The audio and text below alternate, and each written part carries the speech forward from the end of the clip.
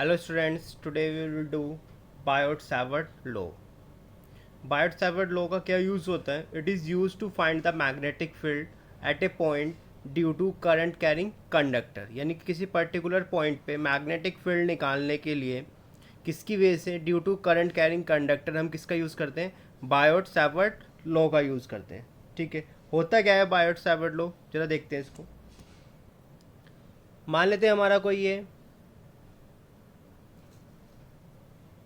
Conductor है हमारा x Y, इसमें कोई हमारा करंट फ्लो हो रहा है आई. ठीक है, क्लियर है इतना. मान लेते हैं किसी पर्टिकुलर पॉइंट पे हमें पी पॉइंट पे क्या निकालना है, हमें मैग्नेटिक फील्ड निकालना है. तो इसके लिए क्या करना होगा, हम एक स्मॉल पोर्शन लेते हैं ए बी, जिसकी लेंथ क्या है, इनफाइनाइटली स्मॉल है, जो किसके इक्वल है, हमारा डी एल के इक्वल है. और इस पॉइंट की इस सेक्शन से जो डिस्टेंस है वो कितनी है, आर. ठीक है, तो अगर इसका हम पोजीशन वेक्टर लेंगे तो यानी कि पोजीशन वेक्टर हमारा क्या आएगा, यहाँ पे आर वेक्टर आएगा हमारा. और जो ये एंगल बना रहा है ये पोजीशन वेक्टर, इसके साथ जो एंगल बना रहा है ये कितना है, हमारा थीटा एंगल है. ठीक है, ये जो हमारा करंट कैरिंग सेगमेंट है ए बी, इसके साथ जो एंगल बना रहा है कितना बना रहा है, हमारा थीटा एंगल बना रहा है. ठीक है, क्लियर है डायग्राम आपको. पी पॉइंट पे हमें मैग्नेटिक फील्ड निकालना है, किसकी वजह से, एक्स वाई की वजह से. अभी हमने स्मॉल कंपोनेंट लिया ए बी, जिसकी लेंथ क्या है, इनफाइनाइटली स्मॉल है, जो किसके इक्वल है, डी एल के. इसकी डिस्टेंस यहाँ से कितनी, आर. और जो हमारा लाइन ये करंट सेगमेंट है ए बी, ये पोजिशन वेक्टर के साथ कितना एंगल बना रहा है, हमारा थीटा. क्लियर है. तो जो हम पी पे मैग्नेटिक फील्ड निकालेंगे, मान लेते हैं इस पे जो मैग्नेटिक फील्ड है हमारा, ये है हमारा डी वी. ये डायरेक्शन देखेंगे हम, ऐसे डायरेक्शन क्यों आई है इसकी अभी. ठीक है, डायग्राम क्लियर है आपको. तो यहाँ पे जो मैग्नेटिक फील्ड आएगा due to A B segment at point P, यानी कि magnetic field at P due to current segment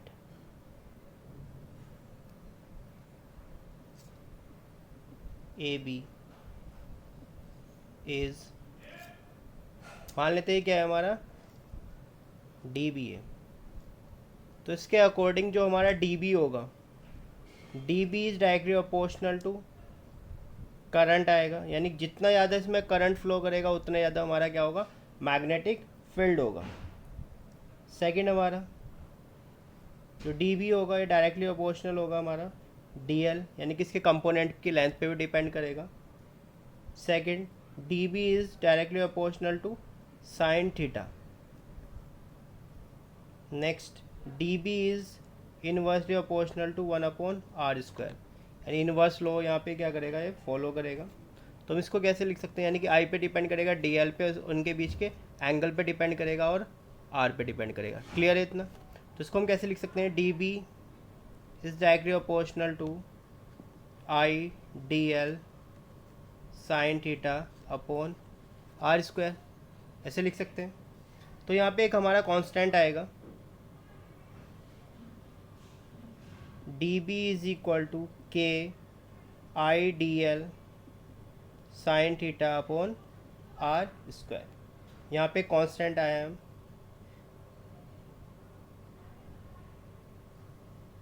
जो ये कांस्टेंट होगा इसके बारे में हम अभी देखेंगे. ये जो k होता है हमारा, ये होता है हमारा म्यू नोट अपॉन 4 पाई, और इसकी जो वैल्यू होती है वो होती है 10⁻⁻7 टेस्ला पर एम्पियर मीटर. टेस्ला हमारी मैग्नेटिक फील्ड की क्या होती है, यूनिट होती है, ऐसा यूनिट टेस्ला. ठीक है, मैग्नेटिक फील्ड को हम बी से डिनोट करते हैं, इसकी यूनिट होती है हमारी टेस्ला, जिसे हम टी से डिनोट करते हैं. ठीक है, केक हमारा कांस्टेंट है, इसकी वैल्यू हमेशा इतनी याद रखना. जैसे हमारा इलेक्ट्रिक फील्ड वाले में आया था के कांस्टेंट 1/4 पाई एप्सिलॉन नोट, इसकी वैल्यू होती थी 9 × 10⁻⁹. यहाँ पे क्या है, म्यू नोट अपॉन 4 पाई, इसकी वैल्यू हमारी 10⁻⁻7.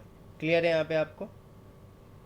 ये हमारा फ्री स्पेस में, यहाँ पे जो हमारा म्यू नोट होता है, म्यू नोट क्या होता है हमारा, परमियाबिलिटी ऑफ फ्री स्पेस।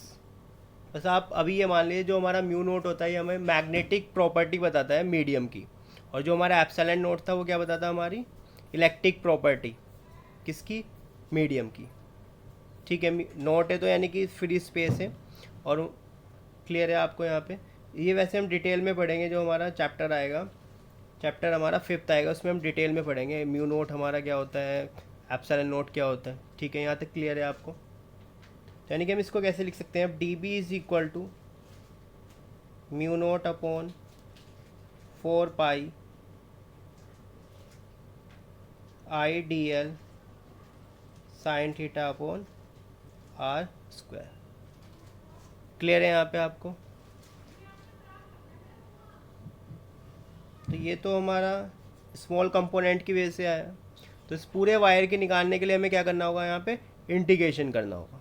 ठीक है, इसकी हम वेक्टर फॉर्म देखते हैं। वेक्टर फॉर्म हमारी इसकी क्या होगी, बायोट-सैफर्ट लॉ की। तो इसकी अगर हम वेक्टर फॉर्म देखें, वेक्टर फॉर्म हम इसके कैसे लिखेंगे,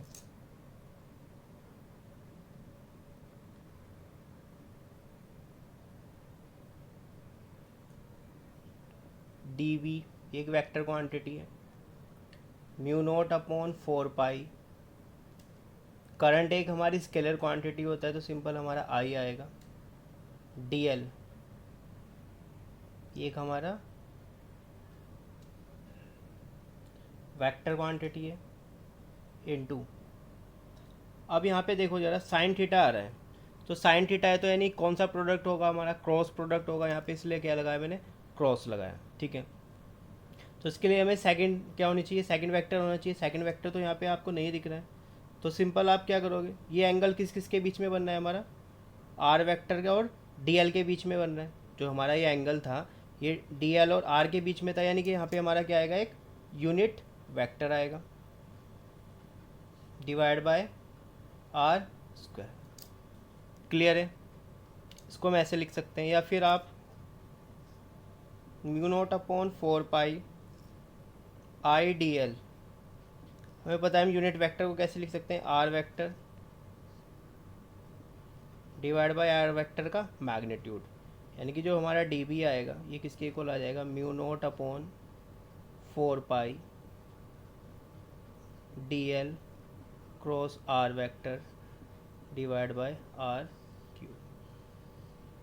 क्लियर है, या तो आप ऐसे लिख सकते हो या फिर आप इस तरह से लिख सकते हो। क्लियर है यार। अब यहाँ पे आपको डायरेक्शन निकालना, कैसे निकालो आप इसमें डायरेक्शन, यहाँ पे जो डी एल होगा हमारा, डी एल की डायरेक्शन वही होगी जिस डायरेक्शन में हमारा करंट होगा, यानी कि direction of D L is same as direction of current. Clear है, यानी कि जिस डायरेक्शन में हमारा करंट होगा उस डायरेक्शन में हमारा क्या होगा, डीएल।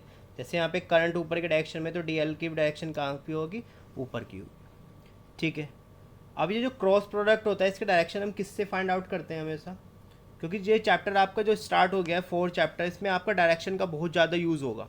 जब भी आपको डेरिवेशन समझना है, न्यूमेरिकल्स करना है, तो उसके लिए, क्योंकि इस पर क्वेश्चन भी बन जाते हैं हमारे डायरेक्शन निकालने के लिए, आपको डायरेक्शन निकालनी आनी चाहिए। यानी कि आपको जो ये क्रॉस प्रोडक्ट है इसकी डायरेक्शन निकालनी चाहिए। इसकी डायरेक्शन हम कैसे निकालेंगे यहाँ पे, बाय यूजिंग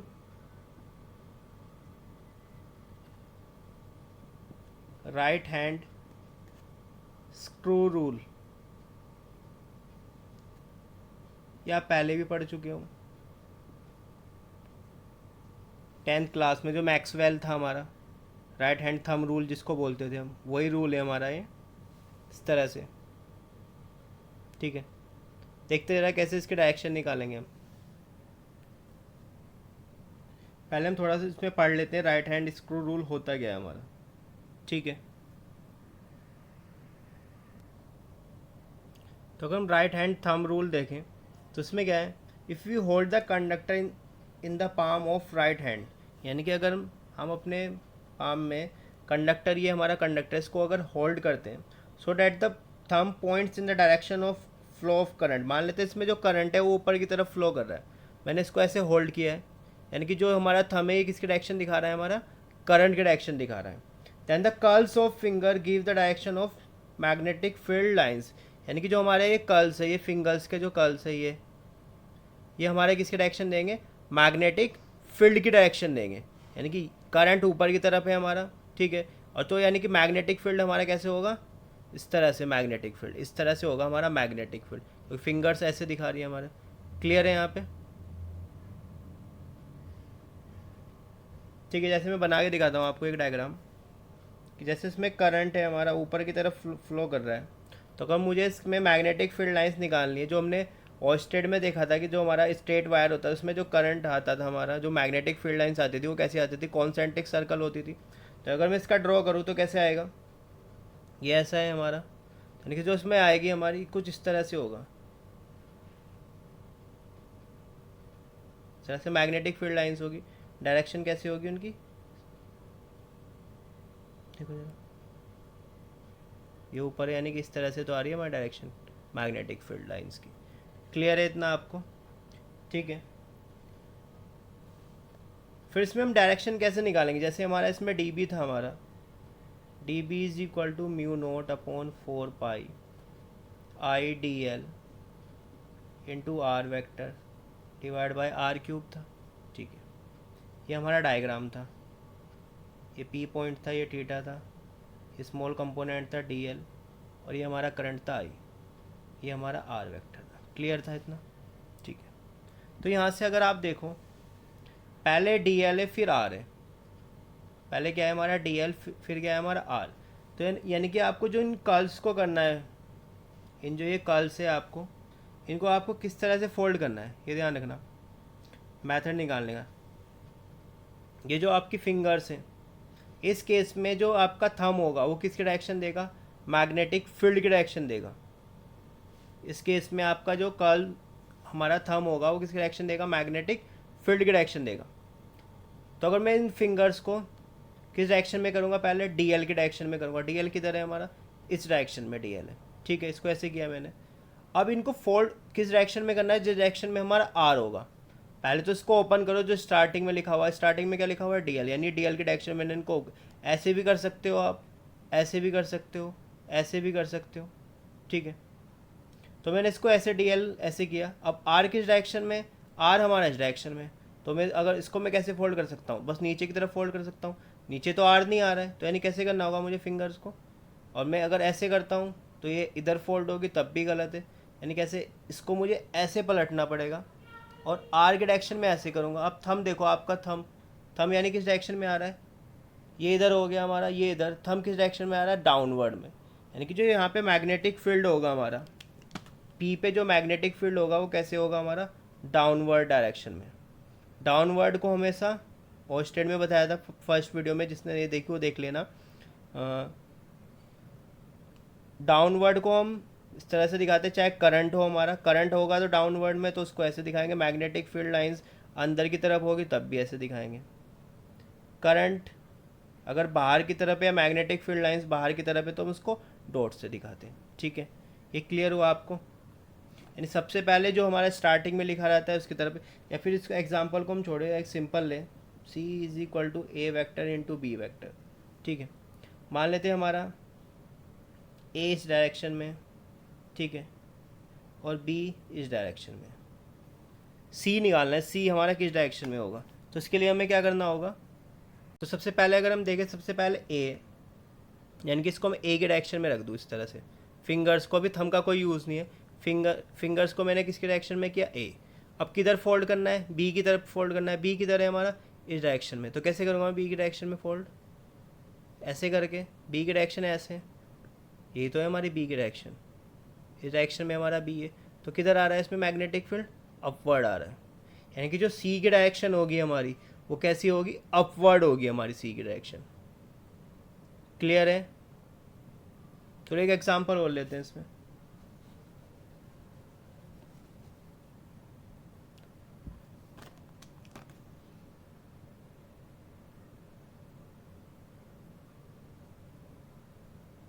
मान लेते हैं हमारा करंट ऐसे फ्लो कर रहा है आई, ठीक है। और हमें इस पॉइंट पे क्या निकालना है, मैग्नेटिक फील्ड निकालना है, ठीक है। यानी आर की डायरेक्शन क्या होगी हमारी, आर की डायरेक्शन ये होगी, इस पॉइंट पे निकालना है। तो कैसे करेंगे, सबसे पहले आई की डायरेक्शन क्या होती है, जो हमारी डी एल की डायरेक्शन क्या होती है, जो हमारी आई की होती है। यानी इन फिंगर्स को सबसे पहले हम आई के डायरेक्शन में करेंगे, और फिर हमारा आर किस डायरेक्शन में, आर इस डायरेक्शन में, आई के डायरेक्शन में रखा हमने, और फिर आर के डायरेक्शन में इनको क्या कर दिया, फोल्ड कर दिया। अब थंब देखो जरा, आप थंब किधर आ रहा है, अपवर्ड डायरेक्शन में आ रहा है। यानी कि यहाँ पे जो मैग्नेटिक फील्ड होगा वो कैसे होगा हमारा, अपवर्ड। यानी कि यहाँ पे हम क्या लगाएंगे, डॉट लगाएंगे। क्लियर है इतना आपको।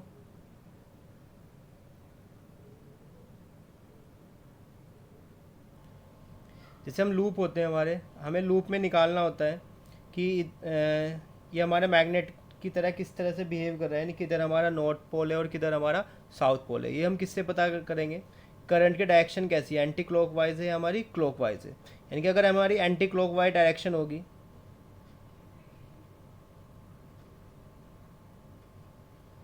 तो हमारा वहाँ पे कैसे बनेगा, नॉर्थ पोल बनेगा। याद करने का तरीका है, एंटी क्लॉकवाइज यानी कि नॉर्थ पोल बनेगा। अगर वहाँ पे डायरेक्शन कैसी होगी लूप की, क्लॉकवाइज होगी, तो वहाँ पे हमारा कैसे बनेगा, साउथ पोल बनेगा, ठीक है। इतना भी याद रखना। फिर आगे हम जब वीडियो में इसके रिलेटेड न्यूमेरिकल्स करेंगे डायरेक्शन निकालने के लिए, वहाँ पे हम देखेंगे कि कैसे हमारा वहाँ पे नॉर्थ पोल बन रहा है और कैसे हम देखेंगे वहाँ पे हमारा क्या है, साउथ पोल है। क्लियर है इतना आपको। अब हम जरा डिफरेंस देखते हैं, difference between and similarity between magnetic field and electric field. अगर हम इसमें सिमिलैरिटी की बात करें magnetic field and electric field में, तो इसमें क्या होता है, दोनों फोर्सेस हमारी क्या होती है, लॉन्ग रेंज फोर्स होती है। सेकंड है हमारे both follow principle of superposition, यानी कि सिंपल हम यहाँ पे सुपरपोजिशन थ्योरम क्या करेंगे, अप्लाई करेंगे अगर हमें नेट फोर्स निकालनी है, ठीक है। क्योंकि दोनों हमारी कैसी होती है, वेक्टर क्वांटिटी होती है। यानी कि सिंपल अगर किसी एक पर्टिकुलर पे E1 इलेक्ट्रिक फील्ड, E2 इस तरह से E3 है, तो उस पर जो नेट आएगा वो क्या आएगा हमारा, E1 वेक्टर, E2 वेक्टर और E3 वेक्टर आएगा।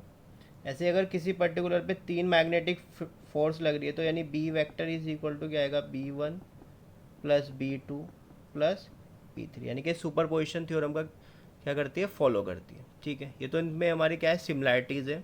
अगर हमें डिसिमिलैरिटी की बात करें, तो इलेक्ट्रिक जो फोर्स होती है हमारी या फील्ड होता है जो प्रोड्यूस होता है बाय स्केलर सोर्स, और सोर्स को हम क्या बोलते थे, इलेक्ट्रिक चार्ज बोलते थे।